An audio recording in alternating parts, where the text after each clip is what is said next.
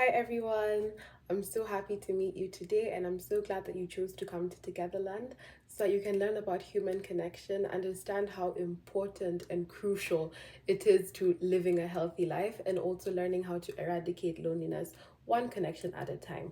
So, my name is Tunu Wamai. I'm a writer. I write on my own blog called Tech Policy The Human Perspective. And what is Tech Policy The Human Perspective?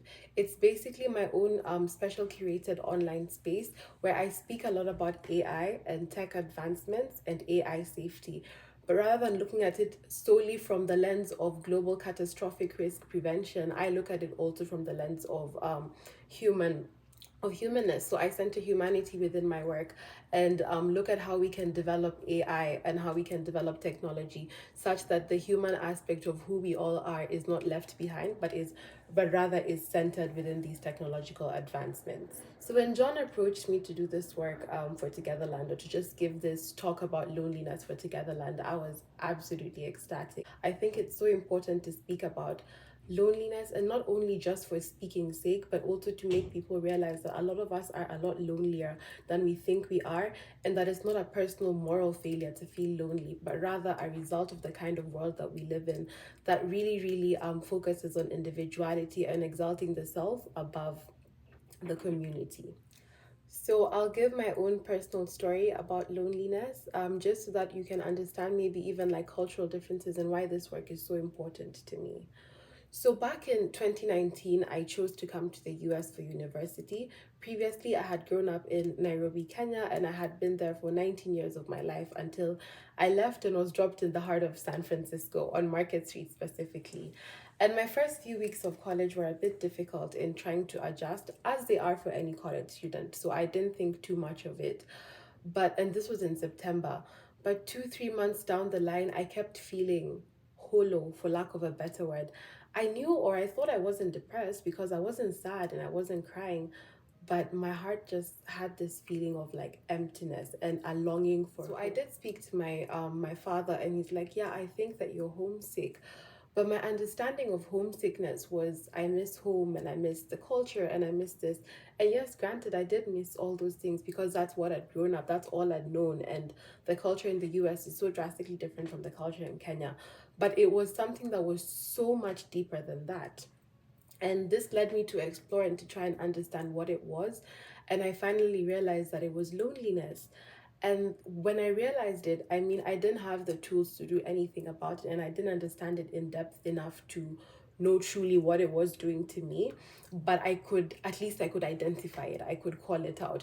So I began seeing some of the behaviors that I was exhibiting as kind of like a cry for help, quote unquote, or just like a self-soothing mechanisms. Like, for example, I used to love being on Twitter, which is now X. I loved being on Twitter because there's a large Kenyan community there. And every time I was on my phone on Twitter, I could keep tabs with what my friends and people were doing at home. And I also felt like this sense of like connection to people, because I was speaking to people who had known me for some time, and people who knew who I was, and people who loved me. And so I became so addicted to my phone because I kept feeling that that was the only place that I could feel connected. And it became the only place where my loneliness felt like it was going away. But as we do know, phones and technology and all this they can provide a balm for the ache of isolation, but it's not real. It's artificial intimacy, because once I put my phone in my pocket, or once I turn my phone off, then where are the people around me to speak to? So yeah, so I was using my phone excessively, I was on Twitter excessively, and this made it very difficult for me to make friends, because I kept feeling like that need had kind of been fulfilled. Even though I know it had not been fully fulfilled, it felt like that was all that I had within my arsenal at that time. And then fast forward to March 2020. By that time, the loneliness had gotten so bad that I had now fallen into depression. And I had this sense of like hopelessness. And I really just missed home. And I kept thinking, if I buy a one-way ticket and just go home and never come back here, like, what will that look like? But of course, that was not an option, because I wanted to go to college and I wanted to finish college in the US and be able to learn as much as I could. So the COVID pandemic happened in March. And when this happened, school told us that it was no longer safe to be in school, and that we should all try and go home if we could. And I remember just thinking and thanking God and saying, you orchestrated a whole pandemic for me, because me who's been aching to go home and not being able to in the middle of the semester, I can now go home for kind of like an indefinite amount of time. So I did end up going home, and the pandemic just continued. And what I realized the second that I got home, the depression didn't go away, but I felt like, okay, I'm depressed, but I'm in my mother's house. I will wake up every single day and see my mother and my father and my brothers and my family. And to me, that felt almost like a luxury after how isolated I had been in the US. And I ended up being home for about 1 year, 5 months. And through that time, I completely transformed. It was a complete 180, and I began to feel like myself again. And I realized then how important connection is in life.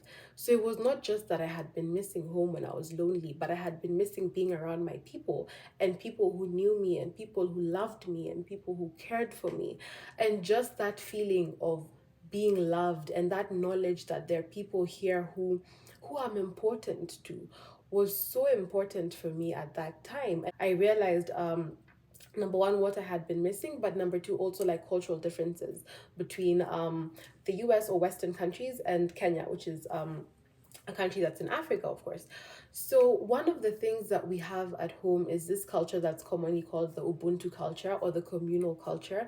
And it's not something that you'll ever notice until you leave home and you come and see like what the other option looks like or what the contrast looks like. To give you a bit more context, at home it's very common for you and all your cousins to grow up together as if you are from one parent. So your cousins become like your siblings. When you have long holidays, you can get sent up country back to the village to stay with your grandparents. So it's just you and your cousins and your grandparents, and your parents stay in the city to work. Or things like when somebody gives birth, their mother goes to stay with them for like 3 months or for 2 months until the lady has healed physically and has kind of gotten used to that new routine of having a newborn. And these are things that are not asked for, they're just culture, they're genuinely just what happens. If, for example, I am making a stew and I don't have potatoes, it's not uncommon for me to just go and knock on my neighbor's door and be like, hi, can I please have 3 potatoes for my stew? And my neighbor gives it to me without me having to pay, without it being a big deal, because they know that when it's their turn to need something, when they'll need potatoes, I will be there to provide it to them. So there's so many large and small ways in which community is integrated back home that it isn't here in the US, which is a hyper individualistic culture. So just being able to have that contrast is kind of what also really sparked my interest in loneliness, and just trying to see how different these cultures are and what are the benefits of a more individualistic culture and what are the benefits of a more communally oriented culture. Went back to school in August 2021, and I had so much knowledge about community and how to actually create community for myself and be intentional with looking for friendships when I was in a Western country. And it did work fantastically. I ended up making friends in school, and for the entirety of my undergraduate, I was not lonely, but that's because I fundamentally understood how much I needed people. And something else that contributed to this was the kind of work that I was reading. So I did read The Body Keeps the Score by Bessel van der Kolk, which is an important book. I feel like it's an extremely amazing book for understanding trauma and understanding the role that community plays in our lives. Like every single one of us is encoded to need each other. There's nobody who is separate from needing human connection.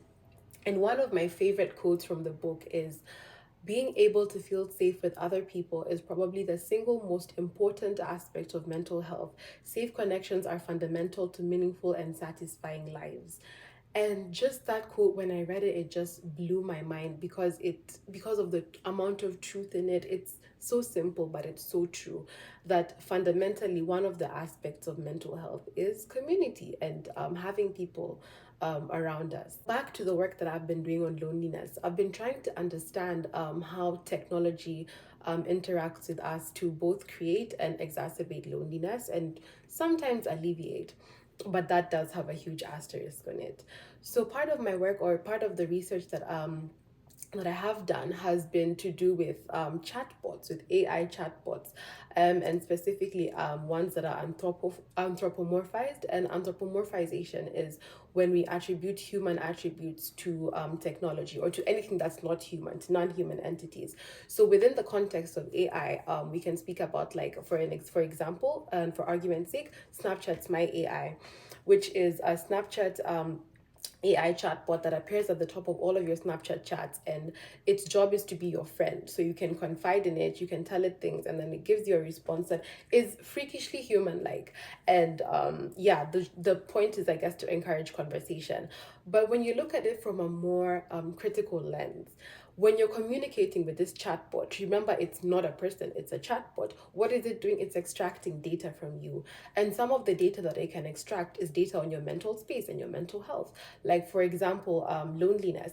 If you have constant communication with it, it can be able maybe to tell from the words that you use that you're lonely and that you're not in like a great space.